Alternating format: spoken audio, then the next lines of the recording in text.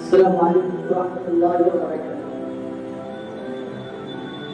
الحمد لله رب العالمين والعاقبة للمتقين والصلاة والسلام على رسوله الكريم أما بعد.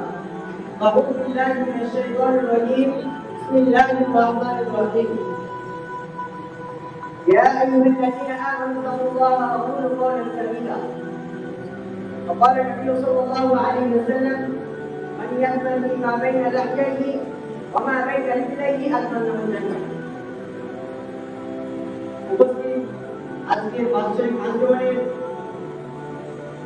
সুযোগ্য বাৎসরিকগণ এবং আমার পাশে বসে থাকা বিচারকমণ্ডলীগণ এবং আমার সামনে বসে থাকা নির্বাচন আর বাৎসরিক আন্দোলনে আমি যে বিষয়টা প্রথমে মনে করেছি সেটা হচ্ছে জীবন।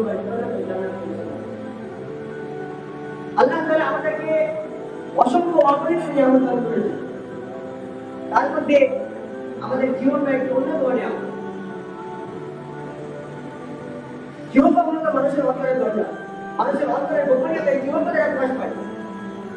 সম্মানিত উপস্থিতি, আমাদের অধিকাংশ পাপ এই জীবনটা সংগঠিত হয়ে থাকে। যেমন জীবন করা, পরনিন্দা করা, অযত্ন করা, উন্নয়ন, মিথ্যে, অশ্লীল কথা ইত্যাদি এই জীবন তালিকা।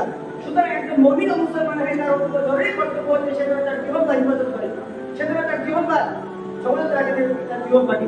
সম্মানিত উপস্থিতি, আল্লাহ তাআলা কোরআনে সূরা আয়াত নম্বর 8 মধ্যে বলেছেন, মা ইয়ালফিযু মিন কাওলিন ইল্লা লাদাইহি রাকীবুন আতীদ।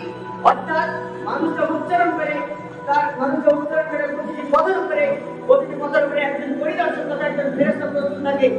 তাই আমরা যেসব কথাগুলো বলি, প্রত্যেকটি কথা লেখা হয়। তাই আমাদের উচিত আমাদের জীবনটাকে হিফাজত করা।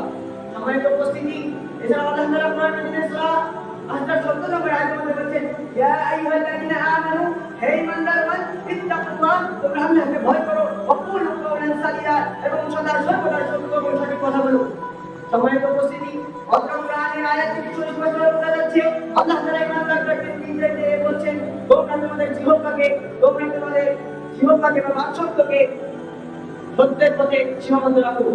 সম্মানিত উপস্থিতি, এই মহান রাসূল সাল্লাল্লাহু আলাইহি ওয়াসাল্লাম বলেন, আব্দুল্লাহ ইবনে মাসউদ রাদিয়াল্লাহু তাআলা আনহু তিনি বলেন, রাসূল সাল্লাল্লাহু আলাইহি ওয়াসাল্লাম বলেন, ইন্নাস সিদকা মিনাল বিররি, নিশ্চয় সত্য নেকির দিকে পরিচালিত করে, ওয়া ইন্নাল বিররা ইলা জান্নাত, আর নেকি জান্নাতের দিকে পৌঁছায়। সম্মানিত উপস্থিতি, অত্র হাদিস থেকে বোঝা যাচ্ছে মানুষকে সত্য কথা বলার অভ্যাস ধীরে ধীরে উত্তম চরিত্র নেক আমল আল্লাহর দিকে নিয়ে যায়, আর এর পরিণাম হচ্ছে জান্নাত। সম্মানিত উপস্থিতি,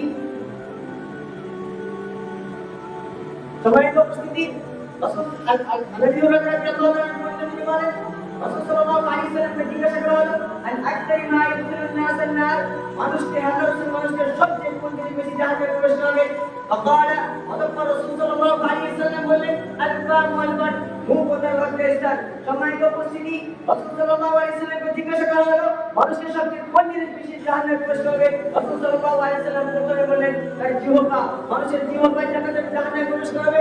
অর্থাৎ এই জিহ্বা আমরা জীবন করা, পরনিন্দা করা, পরচর্চা করা, কুটনামি ইত্যাদি এইসব কথা আমরা প্রকাশ করে থাকি। তাই রাসূল সাল্লাল্লাহু আলাইহি ওয়াসাল্লাম বললেন, এই জিহ্বা মানুষকে জাহান্নামে প্রবেশ করবে।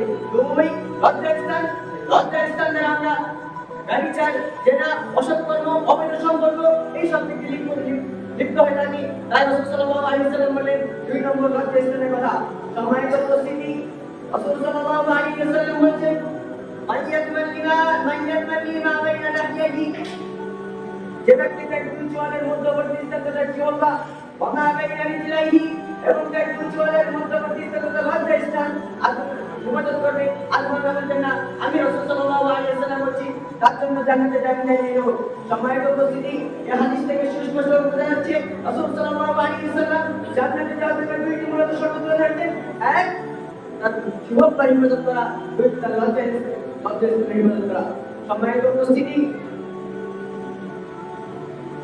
রাসূল সাল্লাল্লাহু আলাইহি ওয়াসাল্লাম বলেন, মান কানা ইউমিনু বিল্লাহি ওয়াল ইয়াউমিল আখির, যে ব্যক্তি আখিরাত এবং আল্লাহ এবং আখিরাতের প্রতি বিশ্বাস রাখে, বিশ্বাস স্থাপন করেছে, ফালিয়াকুল খায়রান, অতঃপর সেই ব্যক্তি যেন ভালো কথা বলে, উত্তম কথা বলে, আউলিয়াসকুল কথা চুপ থাকে।